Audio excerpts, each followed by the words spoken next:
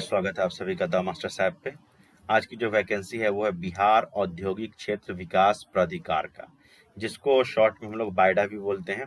ठीक है। बायडा एक हमारा जो है प्राधिकार है बिहार सरकार का, जिसके माध्यम से ये आपकी कुछ नियुक्ति आई है जो कि कॉन्ट्रैक्ट बेसिस पे है, संविदा पे है।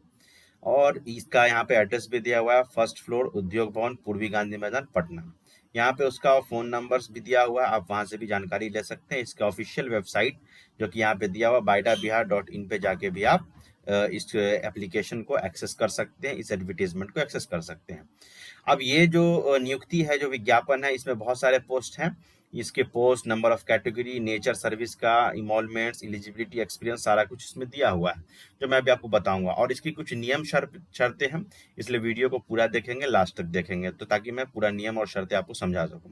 सबसे पहला पोस्ट यहाँ पे deputy general manager DGM technical की बात हो रही है। इसमें 2 सीट है, एक अनरिजर्व का और एमबीसी का है। ठीक है। एमबीसी को यहाँ पे ईबीसी भी आप कह सकते हैं। ठीक है, एक्सट्रीमली बैकवर्ड कास्ट। ठीक है।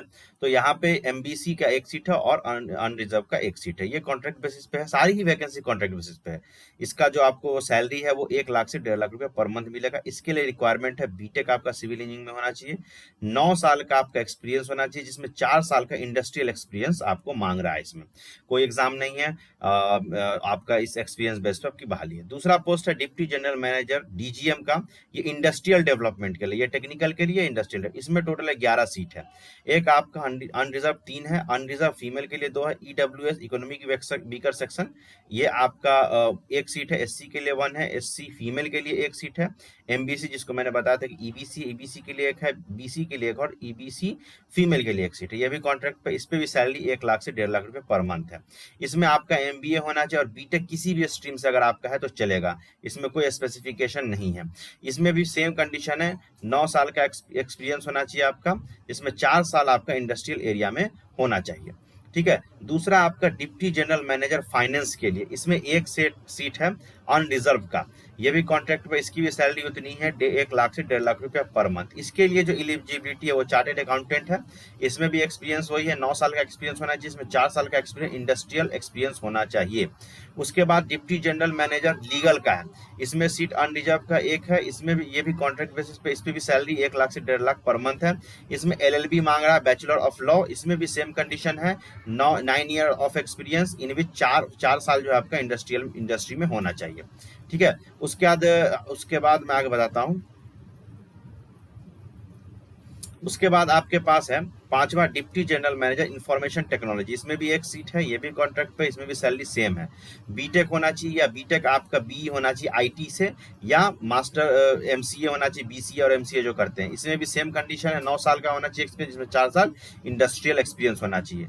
छठा सीट जो दिया गया है वो डिप्टी जनरल मैनेजर मीडिया और ब्रांडिंग कम्युनिकेशन का है, ये भी अनरिजर्व है और कॉन्ट्रैक्ट बेसिस पे है, इसमें भी सैलरी उतनी ही है। मास्टर इन मास कम्युनिकेशन, 9 साल का एक्सपीरियंस होना चाहिए, जिसमें 4 साल आपका होना चाहिए, इन्वेस्टमेंट प्रमोशन से रिलेटेड आपका एक्सपीरियंस होना चाहिए। और लास्ट सीट यहाँ पे डिप्टी जनरल मैनेजर एडमिन और एचआर का है, इसमें भी 1 सीट है, ये भी कॉन्ट्रैक्ट पे, 1 लाख से 1.5 लाख रुपया पर मंथ है। एमबीए होना चाहिए एचआर में या पर्सनल मैनेजमेंट में, इसमें भी 9 साल का एक्सपीरियंस होना चाहिए, जिसमें 4 साल का एक्सपीरियंस इंडस्ट्रियल होना चाहिए। तो ये तो हो गई नंबर पोस्ट और उसके एक्सपीरियंस के बारे में बात। इसमें शर्तें क्या है, नियम क्या है, इसको पहले समझ लीजिए। इसमें टोटल 12 शर्त दिए गए हैं, उस 12 शर्तों को आप समझ लीजिए। पहला शर्त ये है निर्देशक की, ये जो भी बहाली होगी ये सिर्फ 3 साल के लिए होगी, बाकी आगे बढ़ाया जाएगा, वो डिपेंड करता है कंपनी पे। उसके बाद ये सभी पद व्यवसाय निषेध नॉन प्रैक्टिसिंग है। चयनित अभ्यर्थियों का जो मतलब उनका जो पोस्टिंग होगा बिहार में भी हो सकता है, उसके बाहर भी किया जा सकता है। अनुभव के लिए यानी जो एक्सपीरियंस है उसके लिए पोस्ट क्वालिफिकेशन एक्सपीरियंस का ही गणना किया जाएगा, यानी कि आपका जो एजुकेशन कंप्लीट हुआ उसके बाद जो एक्सपीरियंस है उसी को माना जाएगा। अगर आप एजुकेशन से पहले भी अगर आपके पास एक्सपीरियंस हुआ है तो उसको वैल्यू नहीं दी जाएगी।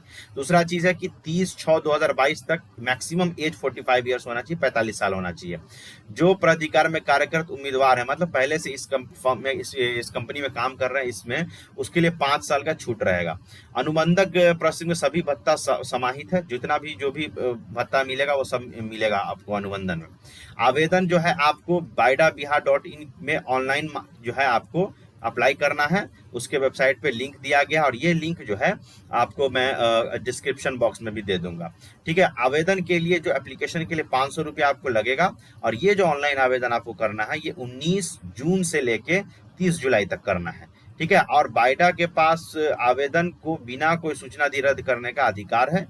इस संबंध में प्रबंधक निदेशक का निर्णय अंतिम होगा, वही करेंगे। अच्छा, किसी प्रकार का अगर विवाद हो जाता है तो न्यायालय क्षेत्र पटना, यानी पटना में इसका समाधान होगा। तो ये 12 निर्देश, 12 शर्त यहाँ पे टोटल दिए गए हैं।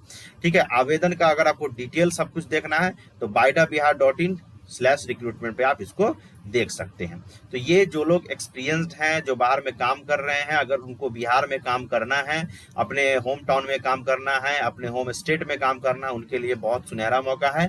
सैलरी भी बहुत हैंडसम सैलरी है, 1 लाख से 1.5 लाख रुपए पर मंथ आपको मिल रहा है, तो बहुत बेहतरीन सैलरी है। तो जो लोग एक्सपीरियंस्ड हैं वो इसको अप्लाई जरूर करें। इनमें से बहुत सारे स्टूडेंट्स होंगे जो मेरा वीडियो देख रहे होंगे, अगर आपके जानने में कोई है तो उन तक ये वीडियो पहुंचाएं, ताकि जो बाहर में अभी तक काम कर रहे हैं उनको घर पे काम करने का मौका मिलेगा, वो भी बिहार सरकार के अंतर्गत। Thank you very much.